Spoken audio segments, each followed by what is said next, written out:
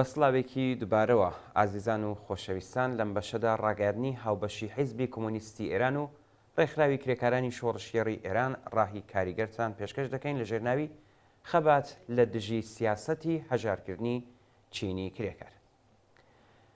دیاریکردنی بڕی حەقدەستەکان لە ئێران یەکێکە لەو پرسە ئابوووریە گرنگانە لە سیستمی سەرمایەداری وڵاتدا کە زۆرترین قسە و باسی لەسرە. ئامانج و ڕێکارەکانی حکوومەتی ئیسلامی لە بەرامبەر ویست و داواکاریەکانی چینی کرێکار بەتایبەت لە بواری دیاریکردنی لانیکەمی حەقدەست پتر لە هەر شتێک سەلمێنەری داماوی ئەم نیزامە دژە کرێکاریەیە. دامەزراوە جێبەجێکارەکانی وەک دەوڵەت، وەزارەتی کار یان شۆڕای باڵای کار ئامرازێکن لە خزمەت دەسەڵاتی سەرڕۆی ئاینیدا. هۆکارەکەشی ئەوەیە کە حکوومەتی ئیسلامی وەک دەسەڵاتێکی کە لەسەر بنەمای شەریعەتی ئیسلام دامەزراوە لە بنەڕەتدا لەگەڵ مافە پێشکەوتن خوازەکان و بەتایبەتی مافی کرێکاراندا دژایەتی دەکات وە سەرجەم هەوڵ و گەمەکانی ئەوان لەم بوارەدا هیچ ئامانجێکی دیکەی نییە جگە لە فریودانی کرێکاران و ڕایگشتی.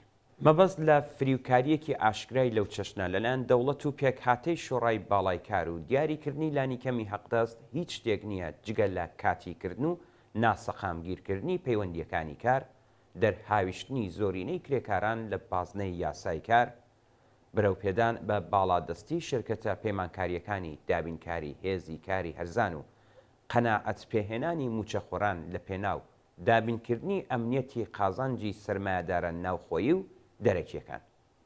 هەروەها پێشگرتن بە پێکهاتنی ڕێکخراوەکان و جێگیرکردنی ئاستی حەقدەستەکان و کەمکردنەوەی یارمەتیە بژێویەکانیش هەر لەو ئاراستەیەدا بەڕێوە دەچێت.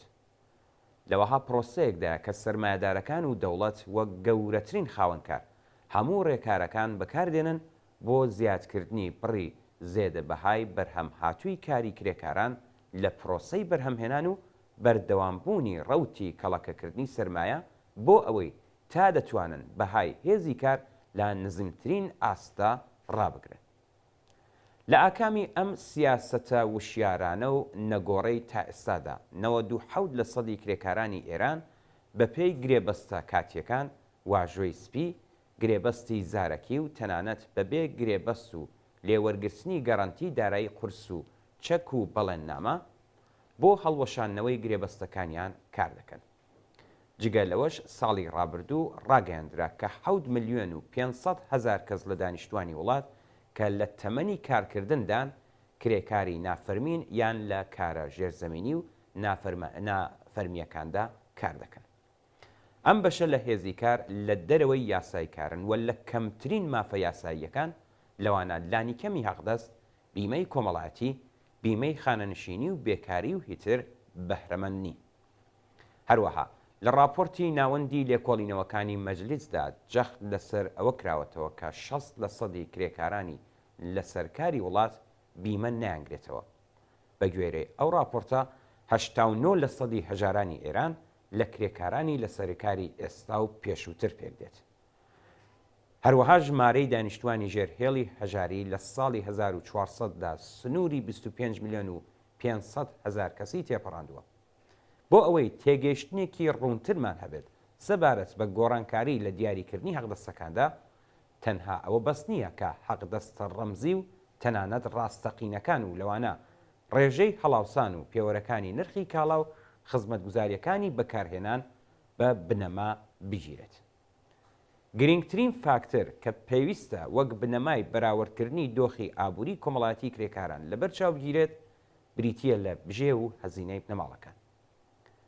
لە هەلومەرجێکدا کە ئاستی هەزینەی ژیانی کرێکارێک چەند هێندەی حەقدەستەکەی بێت، تەنانەت ئەگەر هەموو ساڵێک حەقدەستەکەی بەپێی بەرزبوونەوەی ڕێژەی هەڵاوسان و پێوەرەکانی نرخی کەلوپەل و خزمەتگوزاریە بەکارهێنەرەکان زیاد بکات، هێشتا هیچ گۆڕانکاریەک لە دۆخی ژیانی ئەودا ڕوونادات و تەنها هاوسەنگی ژیانی بە جێگیرمانەوە لە ئاستێکی مەمرە و مەژیدا بەردەوام دەبێت. سیاست داڕێژەران و دامەزراوە سەرمایەداریەکان لەوانە ژووری بازرگانی بۆ پاراستنی ئەم سیستمە چاوچنۆک و تاڵانکەرەی حەقدەستی کرێکاران بە شێوەیەکی فریوکارانە و لەسەر بنەمای پرۆپاگەندەی ناڕاست ئەدعای ئەوە دەکەن کە زیادبوونی حەقدەست لە ئابووری ئێراندا دەبێتە هۆی هەڵاوسان. ئەم ئیدعا بێبنەمایە جگەل لە درۆ و چاواشەکاری هیچی تر نییە، چونکە بەپێی ئەو خەمڵاندنانەی کە لە بەردەستدان پشکی حەقدەستی کرێکاران تەنیا نزیکەی 5 بۆ 12% نرخی تەواوبووی کاڵاکان پێکدێنێت. ئێستا 45 ساڵ دوای هاتنە سەرکاری حکوومەتی ئیسلامی کەلێنی نێوان حەقدەست و بژێوی بنەماڵەی کرێکاریەکان بە جۆرێکە کە مامناوەندی حەقدەستی کرێکاران لە هەمان ئاستی لانیکەمی حەقدەستایە.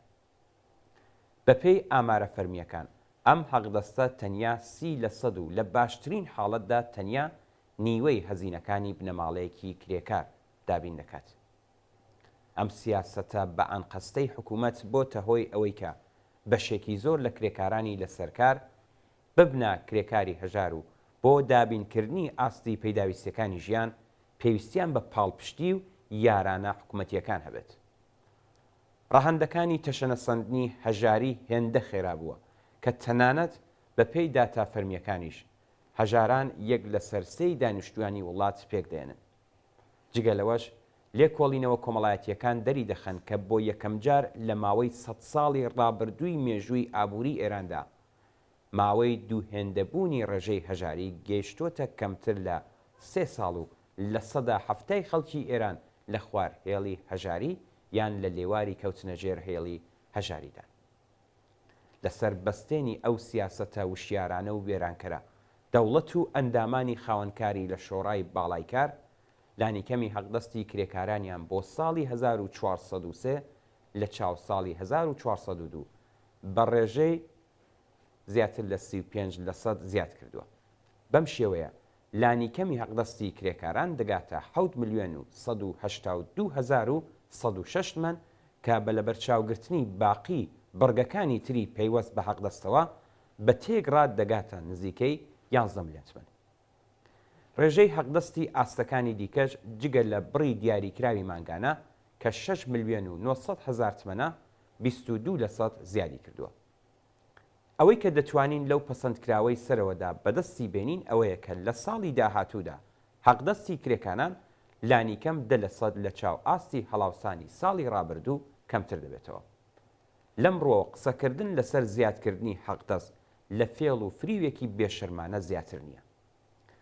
ڕاستیە حاشا هەڵنەگرەکە بەم جۆرەیە ئەگەر بە پێی مادەی 41 یاسای کار ماف و حەقدەستەکان بە گوێرەی ئاستی هەڵاوسان زیاد بکرێت هێشتا ئەم زیادکردنە تەنیا بە واتای گونجاندنی ئاستی ماف و حەقدەستەکانە لەگەڵ ئاستی هەڵاوسانی ئێستا نەک زیادکردنی حەقدەست.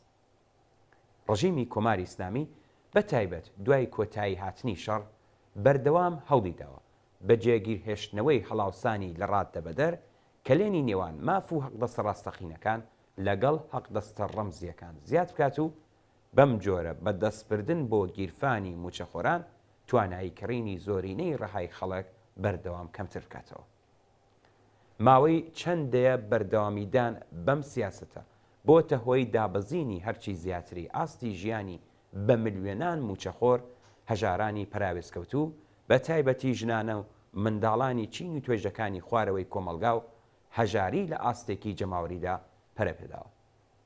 بە جۆرێک کە ئێستا ئیتر خودی بەرپرسانی ڕژیم دان بەوە دادنێن کە 60 ملیۆن کەس لە دانیشتوانی ئێران ئەگەر بێت و یارانە و یارمەتیان بۆ لە بەرچاو نەگیرێت لە مەترسی کەوتنە ژێر هێڵی هەژاریدان.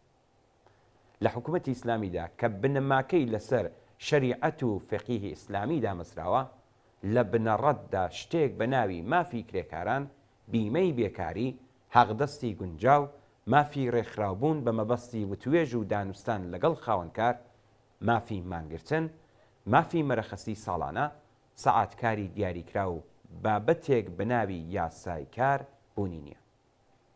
پەسەندکرانی یاسای کار لە سەرەتاکانی ڕژیمی ئیسلامیشدا لە ژێر گوشاری زۆری بزوتنەوەی شۆڕش ئێرانەدا بەسەر حکوومەتی ئیسلامیدا سەپێنرا و خۆمەینیش تەنیا بە گوێرەی بەرژەوەندی نظام تەسلیمی ئەو یاسایە بوو. بەڵام هاوکات لەگەڵ سەرکوتی بزوتنەوەی جەماوەری و بزوتنەوەی کرێکاری هەموو ئەو دەستکەوتانە یەک بە دوای یەک وەرگیرانەوە بە جۆرێک کە ئێستا لە سەردەمی دوای یاسای کاردا بەسەر دەبین. بەرپرسانی وەزارەتی کاریش هەروەها دان بەوە دادنێت کە بەشێکی زۆری کرێکاران لە دەرەوەی بازنەی یاسای کاردان.